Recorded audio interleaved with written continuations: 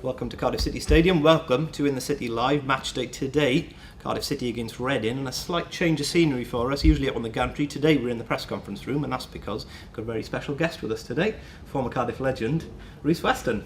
Legend, that's very kind of you to say so. It's great to be here. How are you doing? Very well, thank you. Very well. Finally called time on your playing career. One that really went on, actually. Yeah, it dragged on. I think in hindsight probably should have finished a little bit earlier, but injury curtailed that. But I had a very good run at it. Very lucky to have played it for as long as I had done, and it's great to be back in a spectator capacity now. And is the fact that your career went on as long as it did an indication of how much you love the game? Absolutely. It's part of the fabric of who you are, essentially. I've done it full time since I was 16, and it's all you know. So consequently, you don't want it to ever end. But unfortunately, time catches up with you. Your body starts feeling aches and pains a little bit more as you get older, and say culminated in me getting injured, which finally terminated the career. But as I said, I had a great time along the way. Met a lot of interesting people, visited a lot of interesting places, and I'm looking forward to the next chapter now. I'm talking about interesting places. You of course spent your entire Cardiff career just across the road in Ninian Park. This is your first visit to the Cardiff City Stadium. I'm surprised to hear that the club's changed quite a bit since you departed. It has. But the nice thing is, walking through the corridors here, there's still some old faces, which goes to show it's testament to the club. Really, it just shows what an important club Cardiff City is. People don't come and go that frequently. It's nice to see that people that were here when I was here are still doing their job and still loving the club as much as they did 10, 15 years ago. But in terms of the surroundings, it's incredible. I said I've never had the opportunity to come back. Life kind of takes you in a certain direction. But thankfully I'm here today, and having a look around, it's incredible. It's a club that's changed a lot, but a division that doesn't seem to change a lot season on season. How have you seen the Championship this year, viewing from a distance? It's a melee. It's crazy. There's people beating everybody at any given day.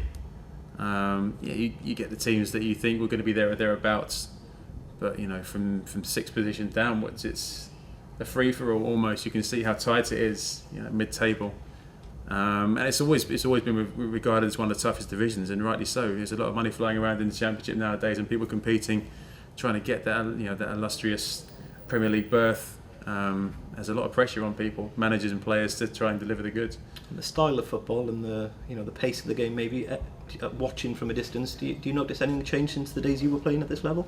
Younger, quicker, stronger.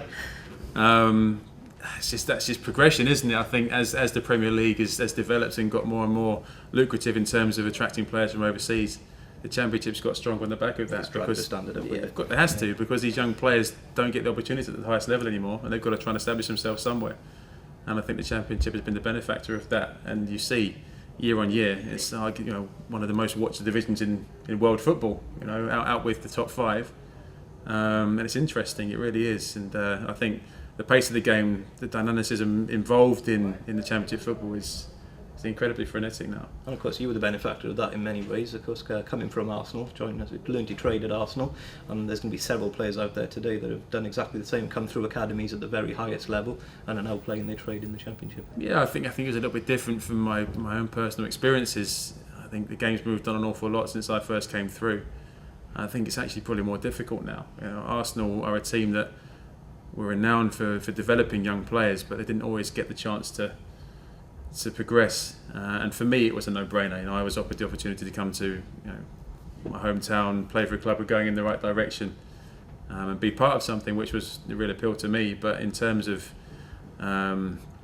people making the decision to move on, you're getting kids 23, 24 years old who haven't played a senior game. And what's more important, with the amount of money again involved in football, you can quite happily sit in the reserves at a Premier League club and make a good living. But if you love the game and you want to play, then you have to go and apply your trade to someone that's going to give you that opportunity.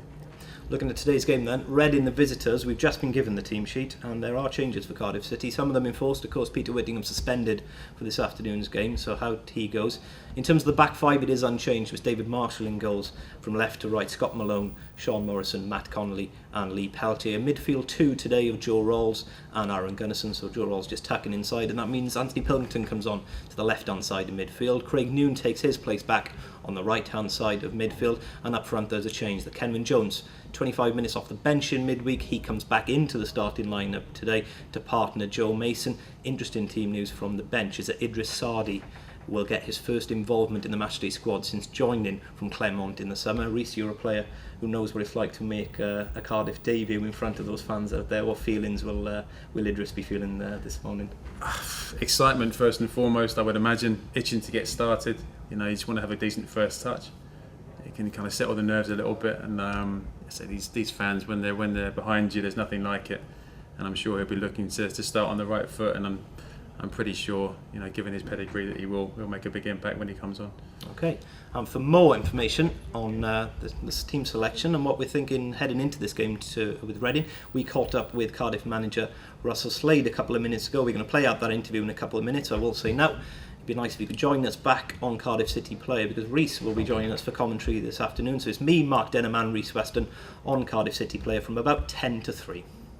Russell, well, we say it a lot as a chance to redeem ourselves straight off the back of a defeat, and that's the great thing about the Championship. 3 days later, we're back on the pitch. I think it's a great thing about football, isn't it? There's always another game, and we're looking for a reaction and a recovery today, and we're back at home, and it's a big test for us, of course, Reading, but it'd be a fantastic 3 points come 5 o'clock if we manage to do that. And I imagine it was mixed emotions again. We conceded.